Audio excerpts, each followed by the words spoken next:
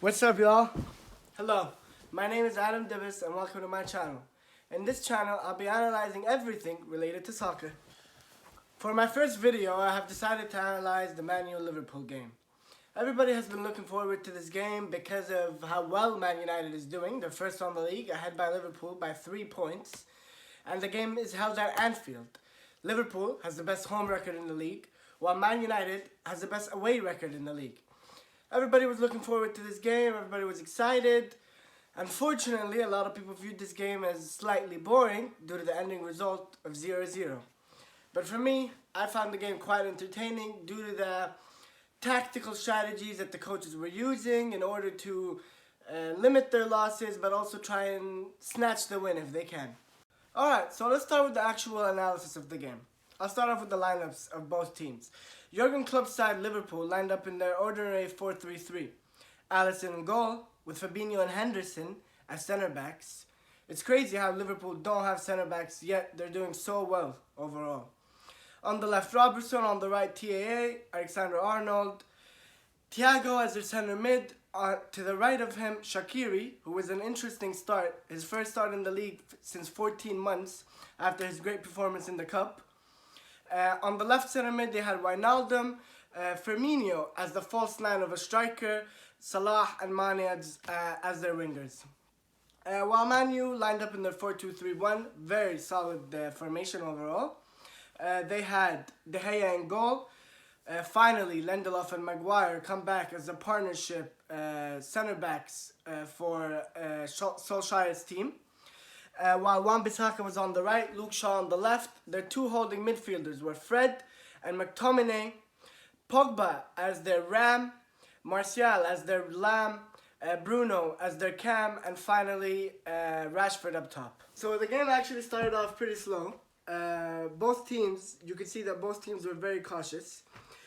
Liverpool, unfortunately, was not able to get off on their usual start. As we all know, because of Jurgen's club gegenpressing, they always start off very hard, go on the other teams, pressure them in their own areas. Salah, Mane, and Firmino don't let the defenders move around easily.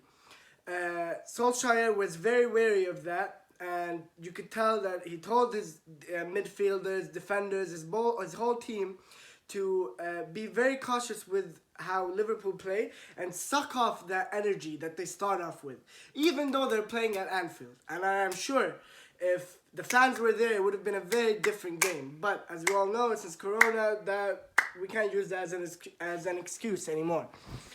The game was super slow that we did not see the first shot on target until minute 34, I believe, when Firmino shot the ball. It was a very weak shot. Salah got off on the left wing, gave it into Firmino, who shot it with his left, right at De Gea. Very easy shot. Throughout the whole game, not just the first half, Liverpool had no venom.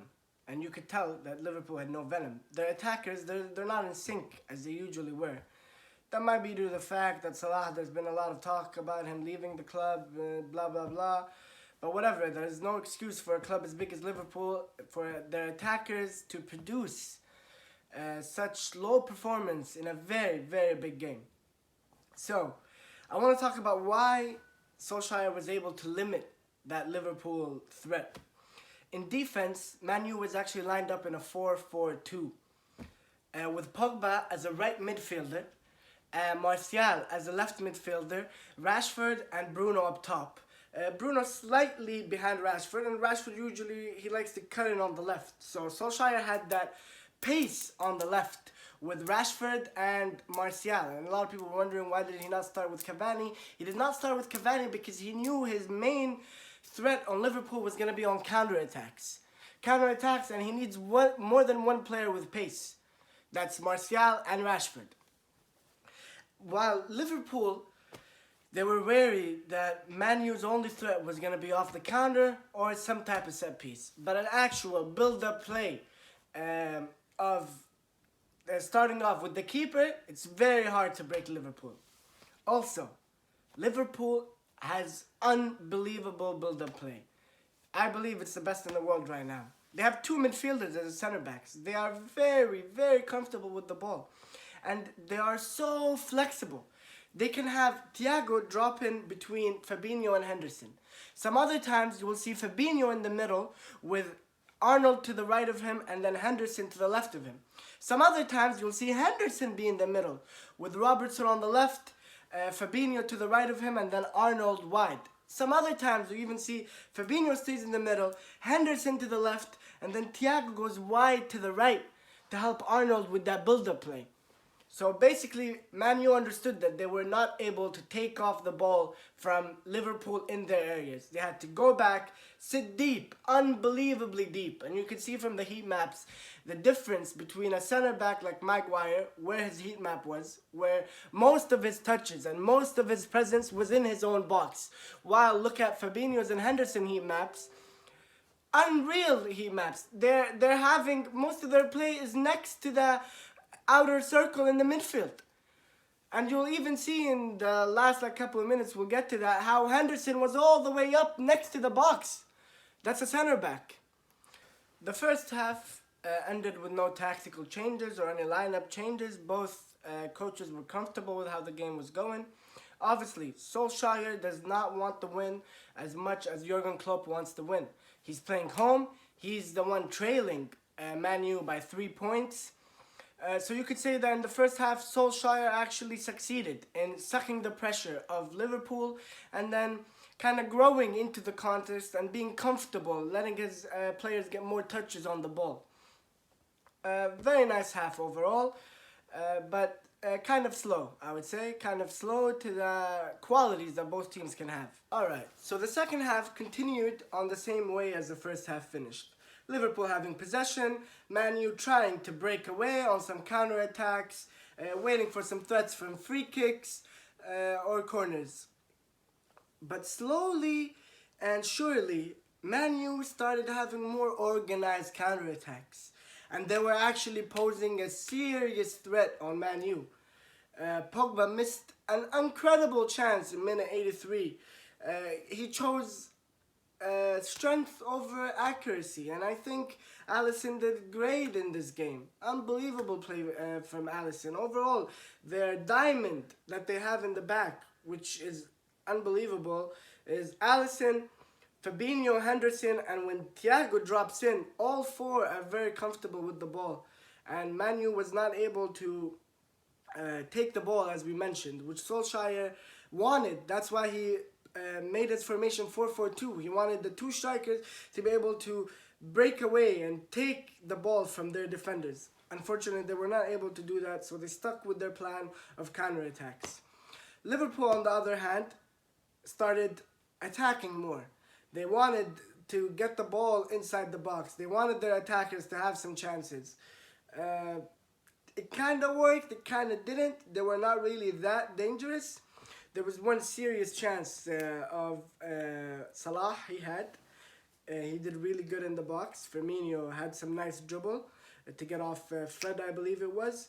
Gave a nice silky pass to Salah, who got in a couple touches that he did not need to do, but that is what Salah does. Did a couple extra touches in the box, and Maguire were just, his legs were just going crazy. He shot the ball between his legs, but unfortunately it was not on target. And in minute 60, we saw the first substitute of the game, which saw Cavani come in for Martial. Personally, I thought Cavani should have come in for Rashford.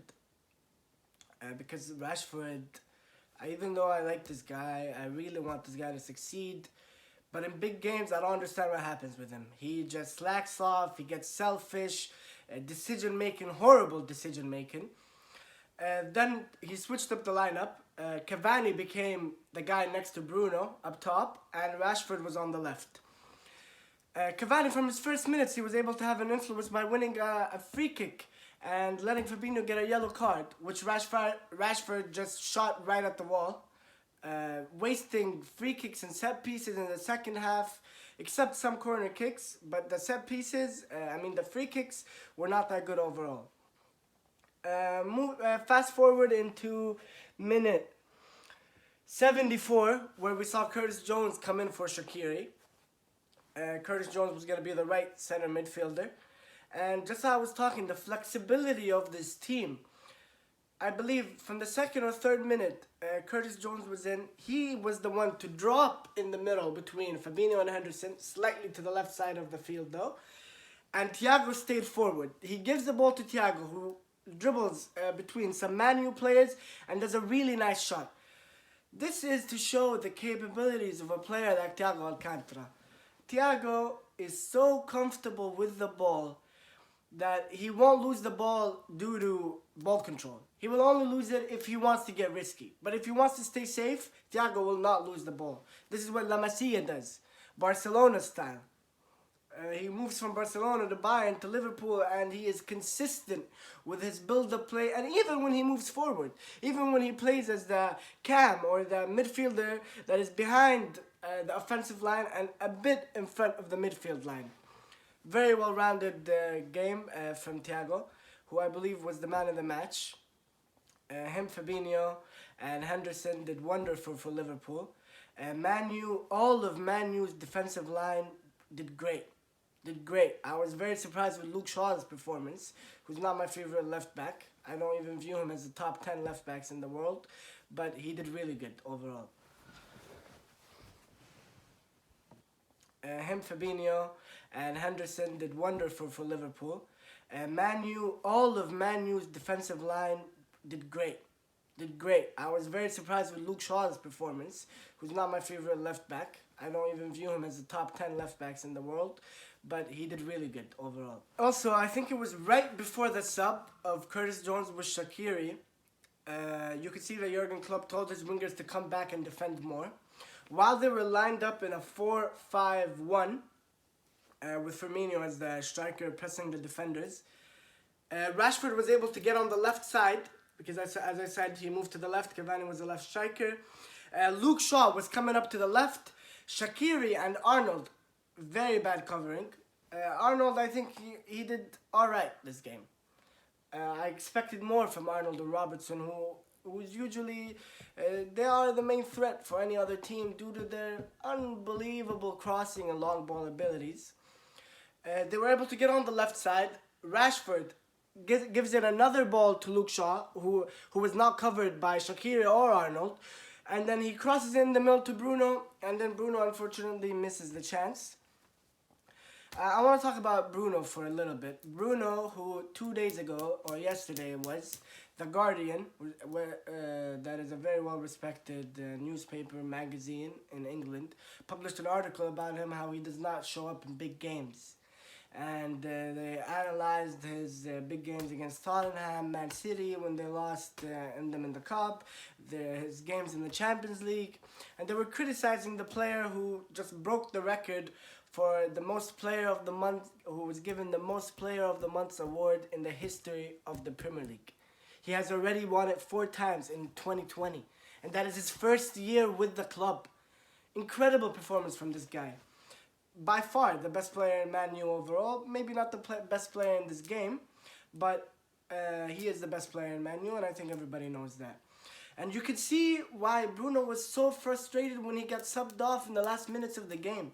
You could see the pressure piling up on this guy because of this article, because of some analysts criticizing him.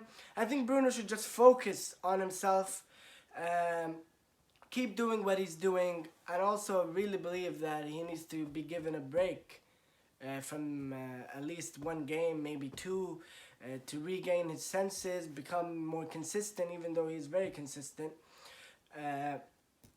Maybe put Donny van de Beek in. Van de Beek, who since they bought is barely playing, who is supposed to be a sensation, and I love this guy. Really, really good player. Man U barely plays him. Why are they going to play him when they already have Bruno, who's doing wonderful? Very bad signing. I feel sorry for the guy. He should have went to another club, I believe. But hopefully he'll eventually be given his chance.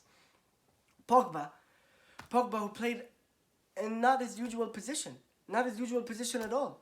He was a ram, right attacking midfield, drops in to be a right midfield. He's flexible with Bruno. They switch. So let's say they're pressuring very high. Bruno is slightly behind Pogba, who sometimes gets in the box to get in there because of his heading ability and his volleys ability.